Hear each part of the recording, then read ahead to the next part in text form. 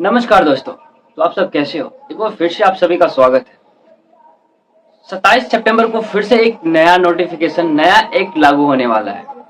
जितने भी online gaming है सभी पे एक नया नोटिफिकेशन, एक नया रूल लागू होने वाला है। और बहुत सारे भाइयों का कमेंट भी आता था कि भाई अगर ड्रीम 11, माई 11 सर्किल, फैंटेसी एप्लीकेशन जो भी है अगर बंद हो जाती है पूर्ण रूप से, तो मेरा जो डाटा चला गया है क्या उस डाटा का मिसयूज हो सकता है? तो दोस्तों इसी के बारे में हम इस वीडियो में बताएंगे। और जो 27 सितंबर को जो नियम, जो एक्ट लागू होने वाला है वो आखिर किस चीज पे आधारित है, उसमें क्या होने वाला है। जैसा कि मैंने पिछले वीडियो में आप लोगों को बताया था कि 1 अक्टूबर से जो नियम, जो एक्ट लागू होने वाला है वो आपने जाना कि जो 1 अक्टूबर को एक्ट लागू होने वाला है उसमें बहुत सारे एप्लीकेशन, जो फैंटेसी एप्लीकेशन है, बहुत सारे एप्लीकेशन बंद होने वाले हैं। और बहुत सारी बड़ी कंपनियां हैं, उसको कुछ समय मिल सकता है अगर वो समय लेना चाहते हैं तो आज बात कर लेते हैं कि आखिर 27 सितंबर को कौन सा अपडेट, कौन सा एक्ट लागू होने वाला है। तो चलिए बताते हैं। तो सबसे पहले बताते हैं कि 27 सितंबर का जो बड़ा अपडेट है, और लोगों का जो ये कमेंट आता था और बहुत सारे मैसेज, बहुत सारे व्हाट्सएप भी आए मुझे कि सर ये बताइए कि मेरा डाटा जो था वो कहीं लीक तो नहीं हो जाएगा। क्योंकि जब भी माई 11 या फिर ड्रीम 11 पे आप साइन इन करते थे फर्स्ट टाइम, उस समय आप वेरीफाई करने के लिए पैन कार्ड, आधार कार्ड का उपयोग करते थे।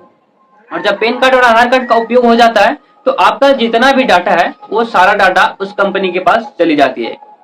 इसी को प्रोटेक्शन देने के लिए भारत सरकार ने 27 सितंबर को एक नया एक्ट लागू करने वाली है। और उस दिन सरकार promotion and regulation of online gaming act से जुड़े डेटा प्रोटेक्शन के नियम यानी एक्ट लागू करने वाला है, जिससे किसी को कोई नुकसान नहीं होगा।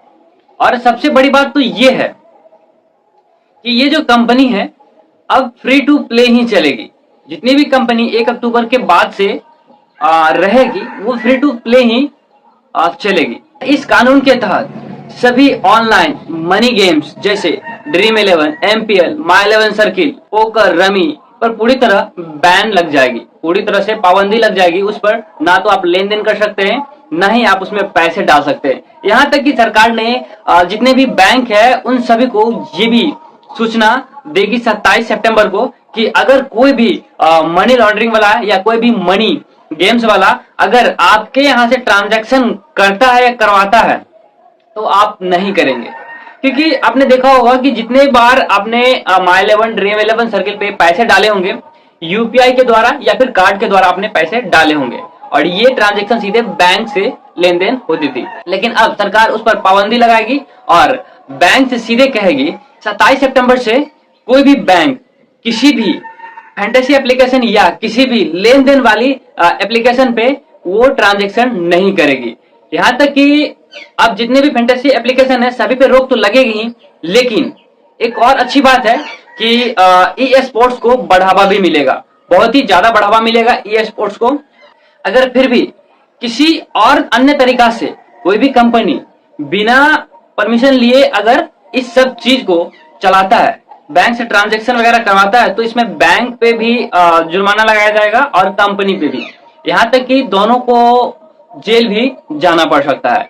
बाकी इस अपडेट के बारे में आप क्या सोचते हैं, आप लोग को कमेंट बॉक्स में जरूर बताइए। क्योंकि ये एक छोटा सा अपडेट था और मुझे लगा कि इस अपडेट को बताना चाहिए, और इसलिए मैं इस अपडेट को बता रहा हूँ कि 27 सितंबर को जो एक्ट लागू होने वाला है उसमें क्या कुछ होने वाला है। तो मैं सीधा सीधा बता दूं कि 27 सितंबर को जो एक्ट लागू होने वाला है उसमें डाटा प्रोटेक्शन के बारे में बताया गया है। जो डाटा प्रोटेक्शन है उस पर एक्ट लागू होगा, और सभी बैंक से ये सूचित कर दिया जाएगा कि वो कोई भी मनी गेम्स में वो भागीदारी नहीं निभाएगा और उसके गेम्स में ट्रांजैक्शन की सुविधा नहीं देगी।